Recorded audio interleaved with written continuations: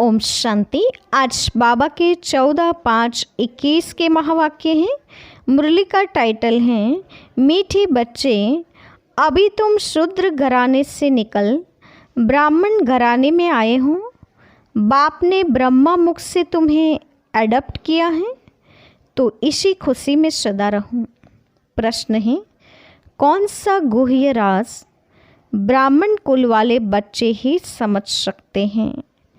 कौन सा गुह्य राज ब्राह्मण कुल वाले बच्चे ही समझ सकते हैं? उत्तर, निराकार शिव बाबा हमारा पिता हैं और यह ब्रह्मा हमारी माता हैं। निराकार भगवान कैसे माता पिता बंधु सखा बनते हैं, यह गुप्त राज ब्राह्मण कुल के बच्चे ही समझ सकते हैं। उसमें भी जो देवी कुल में उच्च पद पाने वाले हैं, वही यह राज यथार्थ रीति समझेंगे। ओम शांति। बच्चे बैठे हैं, समझ रहे हैं कि हमारा बाप दादा आया हुआ है। बाप तो इकट्ठा हो जाता है दादा के साथ, तो कहेंगे बाप दादा आए हैं। वह फिर टीचर भी हैं। बाप दादा के बिगड़ तो कुछ बता न सके। बुद्धि चलनी चाहिए, क्योंकि यह नई बात है ना। अज्ञान काल में याद करते हैं सिंगल को, कहेंगे हमारा गुरु फलानी जगह है, उनके शरीर का नाम जानते हैं। हमारा बाबा हमारी माँ फलानी जगह है, उनका नाम रूप सब कुछ है। मनुष्य ने फिर शॉर्ट में लिख दिया है। मनुष्य ने जो बनाया है उनमें कुछ न कुछ रॉन्ग है। बल गायन है त्वमेव माताश्च पिता त्वमेव, यह एक के लिए ही गाया जाता है, ब्रह्मा के लिए भी नहीं गाया जाता है। उनका नाम रूप बुद्धि में नहीं आता, न विष्णु का न शंकर का। गाते तो हैं तुम मात पिता हम बालक तेरे, तुम्हारी कृपा से सुख धनेरे। तो भी बुद्धि ऊपर में जाएगी। कृष्ण को याद कोई कर न सके, याद फिर भी निराकार को ही करेंगे, उनकी महिमा है। तो बाप समझाते हैं, यहाँ जब बैठते हो तो लौकिक सबंध से बुद्धि योग निकाल, पारलौकिक बाप को याद करो। इस समय यह सम्मुख है। भक्ति मार्ग में जो गाते हैं तो आंखें ऊपर करके कहते हैं तुम मात पिता ही भगवान कह याद करते हैं। भगवान जब कहते हैं तो शिवलिंग को भी याद नहीं करते हैं। तूती मिसल ऐसे ही गाते रहते हैं। लक्ष्मी नारायण के लिए भी ऐसे नहीं कह सकते। यह तो महाराजा महारानी हैं, उनका बच्चा ही माता पिता कहेंगे, बंधु नहीं कहेंगे। भक्त लोग गाते हैं पतित पावन, परंतु यह बुद्धि में नहीं आता है कि शिवलिंग होगा। ऐसे ही सिर्फ कह देते हैं हे भगवान। हे भगवान किसने कहा, किसको कहा, कुछ भी पता नहीं। अगर यह ज्ञान होता मैं आत्मा हूँ, उनको बुलाता हूँ, तो यह समझे कि वह निराकार परमात्मा है, उनका रूप ही लिंग है। यथार्थ रीति कोई बाप को याद नहीं करते। उनसे प्राप्ति क्या होगी, कब होगी, यह कुछ भी नहीं जानते। तुम भी नहीं जानते थे, अभी तो बाप के बने हो। तुम जानते हो हमको शिव बाबा ने ब्रह्मा द्वारा अपना बच्चा बनाया है। यह ब्रह्मा माँ है। इस ब्रह्मा माता द्वारा शिव बाबा ने एडॉप्ट किया है। इस समय तुम अच्छी रीति जानते हो हम शिव बाबा के बच्चे हैं। साकार में फिर प्रजापिता ब्रह्मा के बच्चे हैं। प्रजापिता ब्रह्मा द्वारा मनुष्य सृष्टि रचते हैं। ऐसे नहीं कि कोई नई सृष्टि रचते हैं, नहीं। इस समय आकर गोद में लेते हैं, एडॉप्ट करते हैं। अब माता पिता कहते हैं तो शिव पिता ठहरा और माता ब्रह्मा ठहरे। उनको कहा जाता है माता पिता। बाप ब्रह्मा द्वारा कहते हैं तुम आत्माएं मेरे बच्चे हो। फिर आत्मा को बैठ पहचान देते हैं कि आत्मा क्या है। कहते भी हैं ब्रोकोटी के बीच में रहती हैं, स्टार मिसल हैं, और कुछ भी नहीं जानते। यह कह न सके कि आत्मा 84 जन्म भोगती हैं। आत्मा शरीर द्वारा पार्ट बजाती हैं। भिन्न भिन्न नाम रूप देश काल से आत्मा एक शरीर छोड़ती है तो सारा परिवार ही बदल जाता है। कोई एडप्ट करते हैं तो परिवार ही बदल जाता है। माता पिता जिससे जन्म लिया उनको भी जानते हैं, फिर जो एडप्ट करते हैं उनके घर का बन जाते हैं। यहाँ तुम शूद्र घराने से निकल अब ब्राह्मण घराने में आए हों। ब्रह्मा तन से तुमको एडॉप्ट किया है, तुम तो ब्राह्मण कुल में आ गए। यह बातें शास्त्रों में लिखी जा नहीं सकती, यह समझाया जाता है, लिखने से कोई समझते नहीं। अभी तुम बच्चे ही जानते हो हम परम पिता परमात्मा की संतान बने हैं। यह हो गई माँ। ब्रह्मा को प्रजापिता ही कहते हैं। इस द्वारा तुम बच्चों को एडॉप्ट करता हूँ। यह कितनी गुप्त बातें हैं, सिवाय सम्मुख के कोई समझ न सके। समझेंगे भी वह जो इस ब्राह्मण कुल के होंगे, देवी कुल में उच्च पद पाने वाले होंगे। नए किसकी बुद्धि में यह बातें बैठेंगी भी नहीं, न बुद्धि में बैठेगा न किसको समझा सकेंगे। तुम्हारे में भी नंबरवार पुरुषार्थ अनुसार हैं जिनकी बुद्धि में बैठता है। गाया जाता है त्वमेव माताश्च पिता, याद किया जाता है शिव बाबा को। फिर कहते तुम माता पिता, एक बाप फिर माता पिता कैसे? यह बातें और कोई समझा न सके। जैसे शास्त्रों में व्यास ने जो लिखा है वह मनुष्यों ने कंठ कर लिया है, वैसे तुमको भी कहेंगे। तुमको कोई ने बताया है, तुमने कंठ कर दिया है। नए मनुष्य के लिए समझना बड़ा मुश्किल है। यहाँ रहने वाले भी कोई किसको इतना भी समझा नहीं सकते। तुम आत्मा हो, तुम्हारा बाप परमपिता परमात्मा है। वह बेहद का बाप ही बेहद का वर्षा देते हैं। वर्षा दिया था, फिर पुनर्जन्म लेते लेते 84 जन्म पूरे हुए। अब बाप फिर वर्षा देने आए हैं। यह किसको समझाना कितना सहज है। तो माता पिता किसको कहा जाता है, विचार की बात है ना। ब्रह्मा द्वारा एडप्ट करते हैं, फिर माँ भी जरूर चाहिए। तो जो अनन्य बच्ची होती हैं, ड्रामा प्लान अनुसार उनको जगत अम्बा का टाइटल दिया जाता है। मेल को जगत अम्बा नहीं कह सकते, इनको जगत पिता कहेंगे। इनका प्रजापिता नाम मशहूर है। अच्छा, प्रजा माता कहाँ?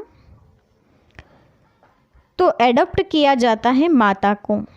आदि देव तो हैं, फिर आदि देवी को मुकर्रर किया जाता है। जगत अम्बा तो एक ही हैं, उनकी ही महिमा है। जगत अम्बा पर कितना मेला लगता है, परंतु उनके ऑक्यूपेशन को कोई नहीं जानते। कलकत्ते में काली के मंदिर हैं, बॉम्बे में जगदम्बा का मंदिर है। शक्ल अलग अलग हैं। जगदम्बा है कौन, यह कोई नहीं जानते। उनको भी भगवती कहते हैं। अब जगदम्बा को भगवती नहीं कह सकते, वह तो ब्राह्मणी हैं, ज्ञानेश्वरी हैं। उनको बाप से ज्ञान मिला है। तुम सब जगदम्बा के बच्चे हो, ज्ञान सुनकर फिर सुनाते हो। तुम्हारा धंधा ही यह हुआ। तुमको ईश्वर पढ़ाते हैं, कोई मनुष्य नहीं पढ़ाते हैं। यह ब्रह्मा भी तो मनुष्य हैं। मनुष्य कोई को भी पावन बना नहीं सकते। मनुष्य की बुद्धि इतनी डल हो गई है जो कुछ भी समझते नहीं हैं। पतित पावन तो एक ही बाप हैं, वह आते ही हैं पतितों को पावन बनाने। ये सारी दुनिया तमोप्रधान है, सब पतित हैं। नई दुनिया पावन, पुरानी दुनिया पतित। पुरानी दुनिया में है नरकवासी, नई दुनिया में है स्वर्गवासी। बुद्धि भी कहती है सतयुग में सिर्फ भारतवासी देवी देवताएं होंगे और कोई नहीं थे। अभी तुम बच्चों को यह ज्ञान मिला है। नई दुनिया में पहले सूर्यवंशी देवता थे, फिर चंद्रवंशी हुए, तो सूर्यवंशी पास्ट हो गए। चंद्रवंशी के बाद फिर वैश्यवंशी, फिर शूद्रवंशी आते हैं। बरोबर लक्ष्मी नारायण का राज्य था। अच्छा, उनके आगे क्या था यह कोई समझ न सके। तुम बच्चों को बाप ने चक्र का राज समझाया है। द्वापर में है वैश्यवंशी, कलयुग में होते हैं शूद्रवंशी। अभी तुम हो ब्राह्मण, तुमको बाप ने अपना बनाया है, अर्थात शूद्र धर्म से देवता धर्म में ट्रांसफ़र किया है। अब सूर्यवंशी चंद्रवंशी तो है नहीं, न लक्ष्मी नारायण का राज्य है न राम राज्य है। अब है कलयुग का अंत।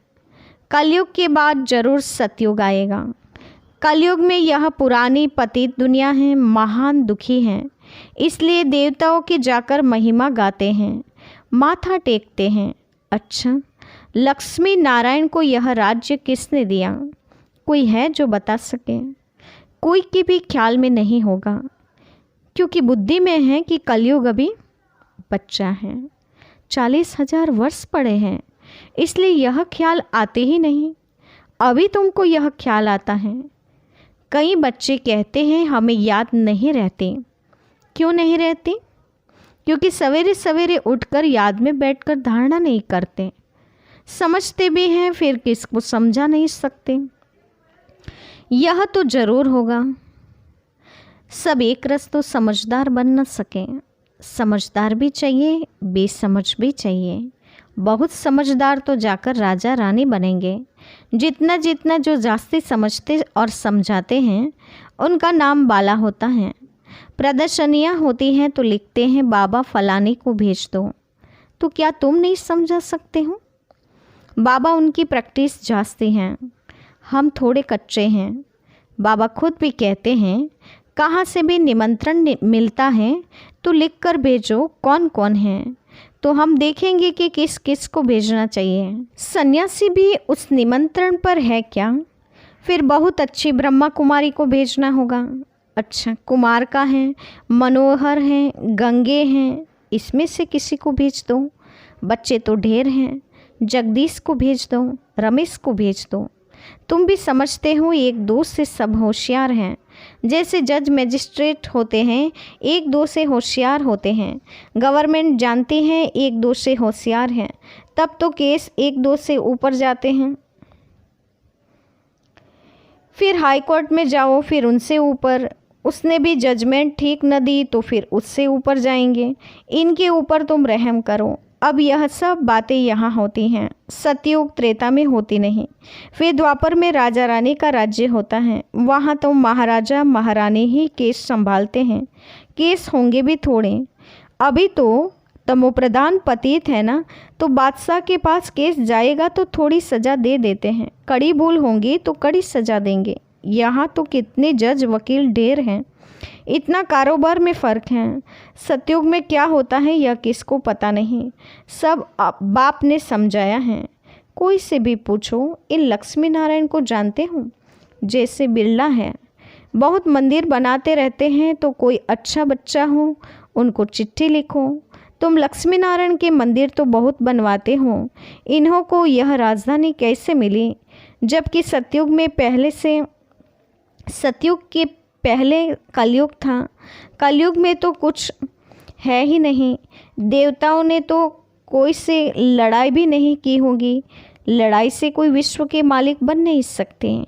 विश्व के मालिक जो थे उन्हों के यह लक्ष्मी नारायण के चित्र अभी रखे हुए हैं। अभी तो है कलयुग, यहाँ लड़ाई चलती है हथियारों की। बाप ने समझाया है क्रिश्चियन धर्म वाले ही आपस में मिल जाएं, आपस में प्रीत रखें तो विश्व के मालिक बन सकते हैं। परंतु विश्व के मालिक तो लक्ष्मी नारायण ही बनते हैं। बुद्धि कहती है यह आपस में मिल जाएं तो मालिक बन सकते हैं, परंतु सतयुग में किंग क्वीन तो कोई बन न सके। ड्रामा ही ऐसा बना हुआ है। अभी हम फिर से योग बल से स्वर्ग का वर्षा ले रहे हैं। तुम बता सकते हो, कल पहले भी संगम पर बाप से पद पाया है। 84 जन्म पूरे हुए, फिर से वर्षा ले रहे हैं। अच्छा, मीठे मीठे सिकिलते बच्चों के प्रति माता पिता बाप दादा का याद प्यार और गुड मॉर्निंग। रूहानी बाप की रूहानी बच्चों को नमस्ते। हम रूहानी बच्चों के रूहानी माता पिता बाप दादा को याद प्यार और नमस्ते। धारणा के लिए मुख्य सार। पहले पॉइंट, स्वयं में धारणा करने और दूसरों को कराने के लिए सवेरे सवेरे उठकर बाप की याद में बैठना है। जो समझा है उसे दूसरों को समझाने की प्रैक्टिस करनी है। दूसरा, लौकिक संबंधों से बुद्धि योग निकाल एक पारलौकिक बाप को याद करना है। बाप से जो ज्ञान मिला है वह सुनकर सबको सुनाना है। यही तुम्हारा धंधा है। वरदान है, अपनी संपूर्ण स्टेज द्वारा सर्व प्रकार की अधीनता समाप्त करने वाले प्रकृति जीत भव। अपनी संपूर्ण स्टेज द्वारा सर्व प्रकार की अधीनता समाप्त करने वाले प्रकृति जीत भव। विस्तार है, जब आप अपनी संपूर्ण स्टेज पर स्थित होंगे तो प्रकृति पर भी विजय अर्थात अधिकार का अनुभव होगा। संपूर्ण स्टेज में किसी भी प्रकार की अधीनता नहीं रहती, लेकिन ऐसी संपूर्ण स्टेज बनाने के लिए 3 बातें साथ साथ चाहिए। एक रूहानियत, दूसरा रुहाब और तीसरा रहम दिल का गुण। जब यह तीनों बातें प्रत्यक्ष रूप में स्थिति में चेहरे में व कर्म में दिखाई दे तब कहेंगे अधिकारी व प्रकृति जीत आत्मा। स्लोगन है, श्रीमत की लगाम मजबूत है तो मन रूपी घोड़ा भाग नहीं सकता। श्रीमत की लगाम मजबूत है तो मन रूपी घोड़ा भाग नहीं सकता। आज के मुख्य पॉइंट्स हैं। आज विशेष बाबा ने हम बच्चों को बताया है कि तुम्हें तो इस बात की बहुत खुशी होनी चाहिए कि तुम अभी शूद्र घराने से निकल ब्राह्मण घराने में पहुंच गए हो। बाप ने ब्रह्मा मुख से एडॉप्ट किया है। साथ ही बाबा ने बताया कि निराकार शिव बाबा हमारा पिता हैं और ब्रह्मा हमारी माता। ये गुह्य राज तुम ब्राह्मण बच्चे ही समझ सकते हो और उसमें भी जो देवी कुल में उच्च पद पाने वाले हैं वही इसके यथार्थ राज को जान सकते हैं। साथ ही बाबा ने कहा तुम्हारा बुद्धि योग अब पारलौकिक बाप की ओर होना चाहिए। इस समय वो सम्मुख हैं, इसीलिए उन्हें ही याद करना चाहिए। बाप अभी प्रजापिता ब्रह्मा द्वारा मनुष्य सृष्टि रचते हैं तो हमको भी एडॉप्ट करते हैं, शूद्र से ब्राह्मण बनाते हैं और नई सृष्टि रचते हैं। अब माता पिता कहते हैं तो शिव भी पिता ठहरा, माता ब्रह्मा है तो ब्रह्मा माँ के द्वारा हम सब आत्माएं एडॉप्ट होती हैं तो ब्रह्मा मुखवंशावली ब्राह्मण हो जाते हैं। साथ ही बाबा ने कहा जगत पिता ब्रह्मा को जगत माता होती हैं मुकर्रर किया जाता है जगत अम्बा को, जिसकी फिर दुनिया में इतनी महिमा है। साथ ही बाबा ने कहा कि सूर्यवंशी चंद्रवंशी राज्य के बाद फिर होता है वैश्यवंशी और शूद्रवंशी, तो वो है कलयुग अंतरावण का राज्य, पुरानी और पतित दुनिया। अभी तुम महान दुखी बन गए हो। अभी बाप देवताओं की जाकर इतनी महिमा गाते हैं तो देवताओं जैसे संपन्न सर्वगुण से संपन्न बनाते हैं। लेकिन बाबा ने कहा इसके लिए धारणा सबकी एक रस नहीं होती है, क्योंकि रोज़ हर एक कोई सवेरे सवेरे उठकर याद में बैठकर धारणा नहीं कर सकते हैं। किसको भी समझाएं लेकिन एक रस समझदार नहीं बन सकते। समझदार भी चाहिए तो कुछ बेसमझ भी चाहिए, क्योंकि बाबा ने कहा राजा रानी सब तो नहीं बनेंगे। जितना जितना जो जास्ती समझते और समझाते हैं उनका नाम बाला होता जाता है। बाबा भी जानते हैं किसकी प्रैक्टिस ज़्यादा है और कौन होशियार हैं। तुम्हें फिर भी तमोप्रधान से सतोप्रधान बनने का पुरुषार्थ करना जरूर चाहिए। लौकिक संबंधों से बुद्धि योग निकाल पारलौकिक बाप की और बुद्धि योग लगाना है। एक बाप से सुनना और सुनाना है और यही तुम्हारा धंधा है। बाबा ने कहा संपूर्ण स्टेज द्वारा अधीनता को समाप्त करने वाले ही प्रकृति जीत बन सकते हैं। और उसके लिए बाबा ने 3 बातें बताई, रूहानियत, रोहाब और रहमदिल का गुण। यदि ये 3 बातें अपनी स्थिति में, चेहरे में और कर्म में दिखाई देते हैं तो अधिकारी बन सकते हैं और प्रकृति जीत आत्मा सिद्ध हो सकते हैं। मन रूपी घोड़े की जो स्थिति भागने की है, उस स्थिति पर लगाम लगानी है श्रीमत से। श्रीमत की डोर मजबूत रीति पकड़ेंगे तो मन रूपी घोड़ा भाग नहीं सकता। अच्छा, ओम शांति।